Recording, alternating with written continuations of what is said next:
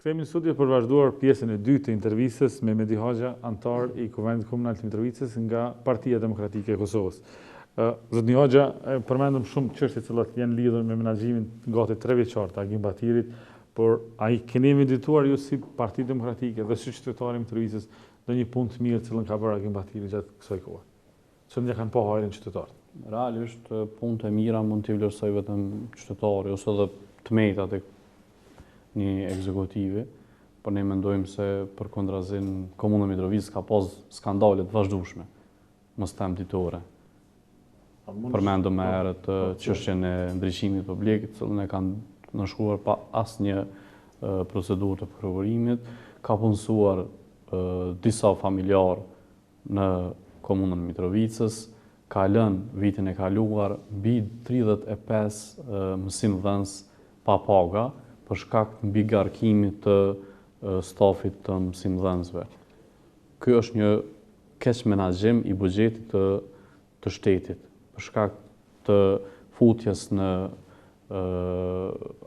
arsim të disa punëtorëve pa kualifikime të duhura, aktivistët e tij edhe të LDK-s e kanë mbingarku stafin e personelit të arsimit. Mandej edhe kjo çështje është një emet e cila është përmendur në raportin auditimit. Do të thonë çështja me mësimdhënës ose mos ndarja e punëve ose mos ditja atyre se për çka realisht janë ata aty. Realisht në gjithë kohës po flasim për ato që janë zyrtare dhe publike, asnjëherë për çështje të cilat ne si PDK kemi shpikur, këto që ne jemi duke biseduar i përjeton qytetari çdo ditë në Komunën Mitrovicës. Është shumë e rëndë për qytetarin e Komunës Mitrovicës ta pranojë një raport auditimit të tillë me kualifikim dhe theksim të çështjes ku nuk është respektuar shpenzimi i adekuat i buxhetit komunal të komunës. Janë përzier investimet kapitale prej mallarëve shërbime. Mbi 200.000 euro ka qenë dallimi në këtë çështje. Do të thonë sipas raportit auditimit janë 263.069 euro nga Qeveria e Investimeve Kombëtare për mallat shërbime. Do të ky administrata aktuale parat e investimeve kapitale. Ta zëm në vend se ta ndërtoj një rrugë që t'ja mundsoj një biznesi hapjen e vendeve të punës, ai i ka shpenzuar ato mjete ta zëm për çështjet e sigurisë së tij, të paguaj sigurim ekstra që ta ruaj atë edhe drejtorët e tij. Pse apo rrezikohet jeta e Agim Batirit apo çfarë? Nuk e dim na ashtu rreziku jeta e Agim Batirit, por është e dhënë publike që ligjërisht zotni Hoxha nëse rrezikohet jeta e një zyrtari të lartë shtetit, policia e Kosovës është ajo e cila kujdeset për sigurinë e tij. Absolut.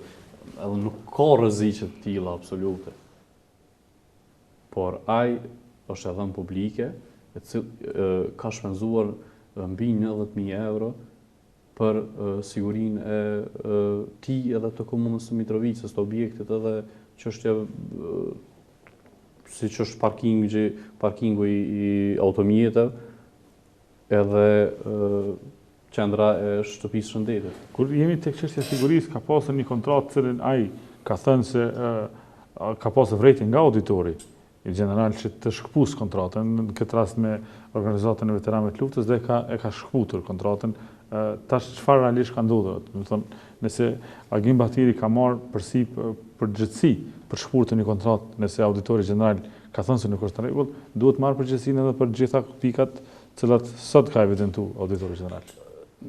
Nëse kishte qenë Agim Batiri aq përpikt në punë të tij, nuk kishte shpenzuar mbi 100.000 euro vërejtje nga auditori që është dhënë për çështje jo të duhura. Për shembull, është në këtë raport. Është në raport zyrtar, ku thuhet se janë shpenzuar 195.000 euro nga shpenzimet kapitale, ndërsa nuk është përfituar asgjë nga ky projekt. Në vitin 2015, një kompanie ju kanë derdh mjetet, në vlerë 195.000 euro, por ai projekt ende nuk ka pas filluar. Do të thonë mjetet ju kanë paguar para se mu ekzekutu puna. që proceduralisht nuk është në rregull, kjo, sepse duhet mjetet derdhen ndoshta një 30% kur të fillon dhe pjesa tjetër kur të mbaron. Absolut. A ka qenë rregulluar kështu me ligj, po? Po. Ndërkohë çfarë ka ndodhur me veteranët e luftës? Domethënë ka qenë një përplasje edhe në këtë aspekt me administratën komunale. Saqë dul dikush edhe në inat me një Kalashnikov, gjujti komunën e Mitrovicës, nuk u evidentua sa do kësaj ditë se kush e bëri një gjë të tillë, pikërisht mas debateve që kemi për shkputjen e kontratës me veteranët. Ne mendojmë se çështja e sulmit ndaj objektit komunës Mitrovicës ka qenë një skenim i vetë Agenbatirit, ndërsa jemi ditë të shqetësuar me gjendën që ka ndodhur ato ditë mes veteranëve edhe komunës Mitrovicës.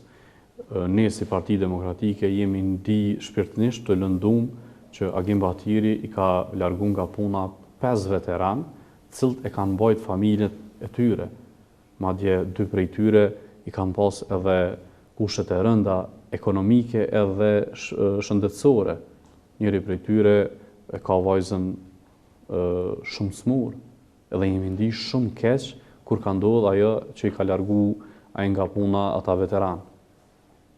Nëse Agenbatiri është aq i përpikt, pse bën skandale edhe vinë vërejtjet prej auditorit? A do të kërkoni ju si Parti Demokratike që, për exemple në rastin konkret me veteranët, ai është arsyetuar se auditori ka gjetë shkelje në kontratën e shkruar nga Avni Kastrati, tash gjatë gjithë këto shkeljet e tjera, a do të insistoni si Parti Demokratike në kuvend që të zbatohen këto ose të merren përgjegjësitë për njerëzit që kanë bërë këto shkelje? Ne vazhdimisht kemi insistuar që të respektohen rregulloret edhe ligjet e përcaktuar nga Republika e Kosovës, por ai vazhdimisht është maskuar edhe ka thënë se unë jam marrë këto për popullin, unë e mbroj ligjin, por gjithë kohës ai përkundrazi e ka shkel ligjin edhe rregulloret e përcaktuar nga Kuvendi Komunal i Mitrovicës.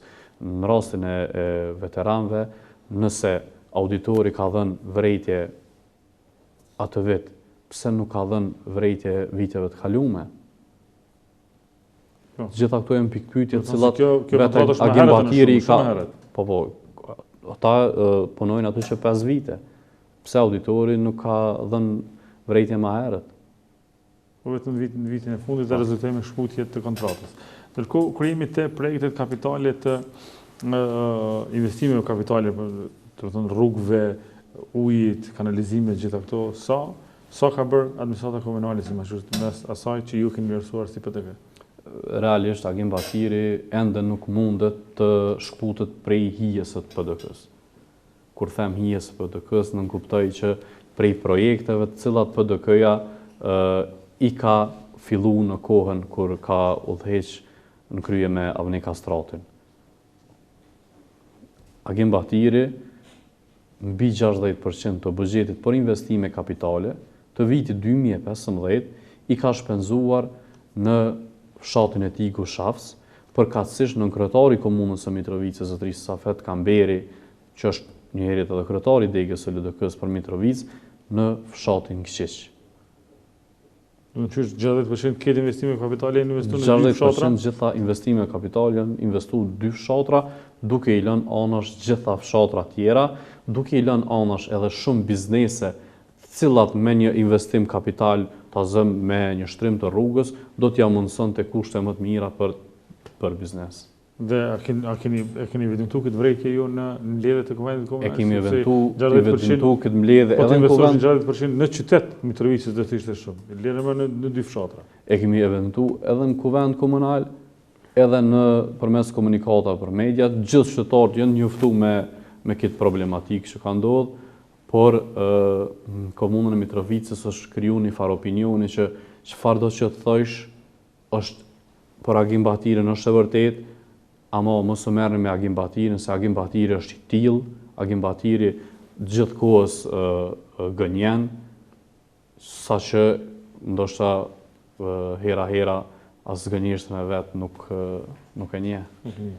Në një çështje tjetër e cila është evidentuar është edhe tek rasti i mbledhjes së të hyrave vetanake. Komuna Mitrovicës nuk po arrin me mbledh tatimin në pronë në më shumë se 59% në vitin 2015. Si ka qenë kjo në kohën e juj? Krejt e gjithë kjo problematikë... A ka një padëshmëri bizneset dhe tjerët ndaj agembatirit apo çfarë është problemi?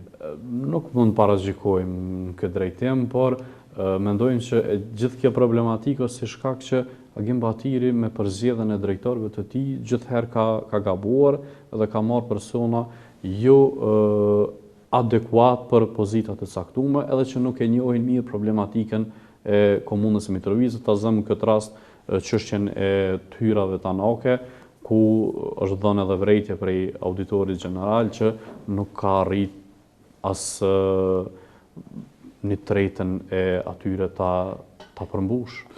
Cilat janë planet e Partisë Demokratike për ta përmbysur këtë humbje ose për ta përmbysur fitoren e AKR-s për të riardhur prapë në pushtet?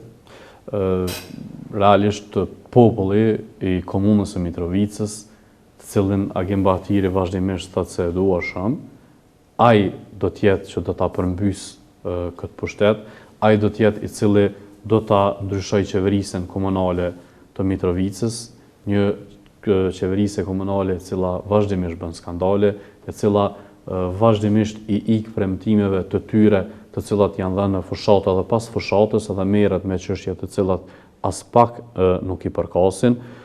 Ne si Parti Demokratike normalisht kemi planet tona për zhvillimin e komunës së Mitrovicës në mandatin e ardhshëm që sigurisht se do ta fitojmë.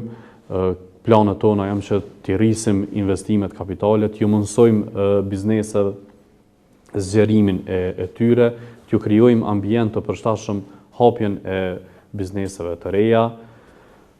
Masnej probleme tjera të komunës Mitrovicës që janë mëdha dhe ditore, janë edhe çështja e parkingjeve publike. Komunën Mitrovicës është shumë problem, është pamundur ta gjesh një hapësirë sa do të vogël për një automjet, e lere më sa automjetet qarkullojnë gjithë ditën. Asë një hap nuk është bërë në këtë drejtim. Drejtori i inspeksionit deri më tani ishte deshur ta bëjë një zhvillim në këtë drejtim ose të jap dorëheqje. Mandej problemet në sport, kemi deklaratën publike të drejtorit të sportit që thotë që gjendja e sportit në komunën Mitrovicës është para kolapsit. Kur dihet se në kohën kur ka qeverisë Partia Demokratike, gati gjitha sportet kanë qenë kampione. Si në futboll, ashtu edhe në basketboll dhe në sporte tjera. Edhe ajo ishte edhe çështja e ndarjes së buxhetit për sport ishte evidentuar tek raporti i auditorit. Po unë personalisht kam propozuar në Kuvendin Komunal të Mitrovicës që ndahen mjete kur ishte çështja e ridestinimit të mjeteve të bartura nga viti i kaluar, të ndahen mjete për sportin, por asnjë cent nuk është ndarë. Dhe ju për fund një Hoxha besoni se Partia Demokratike do të dalë fituese në zgjedhjet e ardhshme komunale? Ne besojmë që do të dalim fitues duke u bazuar në punën tonë të kaluame, në vullnetin e qytetarëve për ndryshim, në planet tona të mira zhvillimore që kemi për qytetin, të cilat çdo ditë i diskutojmë me qytetarët tanë përmes strukturave tona, përmes aktivistëve tonë, cilët janë mirë të organizuar, cilët çdo ditë takohen me qytetarë edhe i bisedojmë problematikat e tyre. Ne jemi në fazën e përpilimit të programit zgjedhor partijak të Degës së Mitrovicës për mandatin e ardhshëm. Kur ta përpilojmë planin për kandidat? E keni caktuar apo keni folur ende se kush do të jetë kandidati i PD-s për Mitrovicë? Jo, ende nuk është caktuar. Ajo është çështje specifike e kryetarit të partisë, Zotë Veselit, i cili do ta përcaktojë kandidatin e ardhshëm, por ne për fat mirë është për Mitrovicë. Për momentin e kemi kryetar Dega Unë Kastrat, me cilin bashkëpunojmë, i cili ka strukturat e tij në kryetar zëvendëskryetarën, kryesinë e Degës, këshillin drejtues, kryetarët e ndege që vazhdimisht kemi kontakte dhe i diskutojmë problematikat të ndryshme, kur t'i vjen koha e kandidimit, sigurisht se do t'a bëjmë publike pa problem. Zotin Hoxha, faleminderit që ishit mysafir në Faleminderit edhe juve. Shikues nderuar, diskutuam për Mitrovicën. Në gjithë ato cilat i folëm me zotin Hoxha, janë të gjetura të raportit të auditorit, nuk janë se gjëra të cilat i ka shpikur as kush, por janë gjëra të cilat janë evidentuar në raportin e auditorit. Përgjithshëm shpresoj që zotin Batirin do t'i marrë parasysh njëjtë sikur ka marrë në rastin kur ka shkputur kontratën me veteranët, cilën e ka gjetë si një shkelje e cila është dashur të evidentohet. Tani me ka shumë punë për të evidentuar, ndoshta për të marrë vendime për shkak të shkeljeve të shumta që cilat ka gjetur auditori gjeneral. Tribuna Nacionale vazhdon të jetë e hapur për zotin Batiri që të merr pjesë në ndonjë nga emisionet e ardhshme ku do të debatohemi për çështjen e Mitrovicës. Deri atëherë, mirëmbëjtje.